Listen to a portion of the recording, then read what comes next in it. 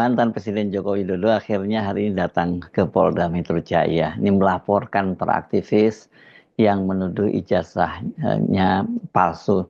Dan ini sebelumnya sudah beredar kabar bahwa ada 4 orang yang akan dilaporkan. Kita bisa menduga-duga lah siapa. Pasti ini Rismond, Roy Suryo, Dr. Tifa, dan lain-lain ya, termasuk Rizal Fadilah kemungkinan ya. Banyak yang bertanya-tanya, mengapa baru sekarang Jokowi melaporkan? Padahal kasusnya ini kan sudah cukup lama. Wow, ini akan jadi berita abad ini. Presiden Jokowi tiba untuk memperkarakan aktivis-aktivis yang mempersoalkan ijazahnya. Nggak ada soal itu.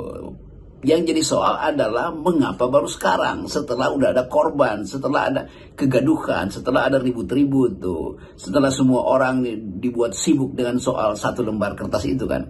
Jadi mulai lagi terlihat bahwa akan berbalik.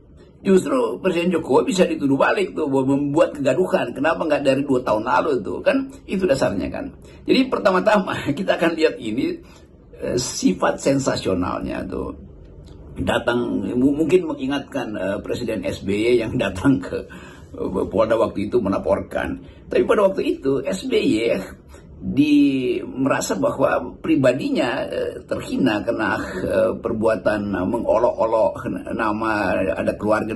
Oke, itu satu soal yang kemudian dicoba mungkin dilayani oleh Pak Jokowi. Tetapi SBY pada waktu itu melaporkan ketika peristiwa itu betul-betul ada di depan mata publik, real time. Sekarang setelah 2 tahun baru Jokowi laporkan. Ini juga konyol karena yang bertanya pada waktu itu adalah warga negara terhadap kepala negara. Kan itu tempus deliktinya begitu. Seandainya ada disebut delik di situ. Warga negara bertanya, Bapak, ijazah Bapak itu asli apa palsu? Kan pertanyaan warga negara terhadap kepala negara, bukan pertanyaan individu pada individu yang diatur dalam hukum pidana. Itu bakal punya problem teoritis juga di dalam cara penuntutan. Jadi semua hal yang ditanyakan warga negara bisa berakhir di pengadilan kalau begitu. Walaupun yang bersangkutan bukan lagi kepala negara kan. Konyolnya di situ tuh. Jadi kelihatannya mungkin juga ada aspek lain ya Pak Jokowi. Karena udah lama di Solo, lalu udah bosen mungkin diatur-atur, yang datang 5-6 orang, mending bikin sensasi lagi tuh, lapor ke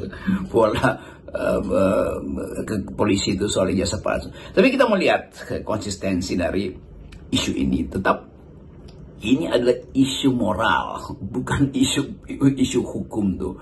Seandainya Jokowi 2 tahun lalu mengatakan ini loh jasa saya, kalian saya prank, kira-kira begitu, maka itu jadi bahan lelucon yang enak-enak aja. Tetapi setelah 2 tahun, setelah banyak korban karena soal ini, setelah perselisihan bangsa itu, setelah isu ijazah palsu menimbulkan perselisihan tuh, saling membenci, saling mengintip kelemahan, lalu disibukkan dengan alumni segala macam. Jadi kegaduhan itu yang buat ada Jokowi. Kenapa? Karena dia menunda pertanyaan publik itu. Dan kita tahu dalam wisdom politik, setiap penundaan ada perencanaan kejahatan.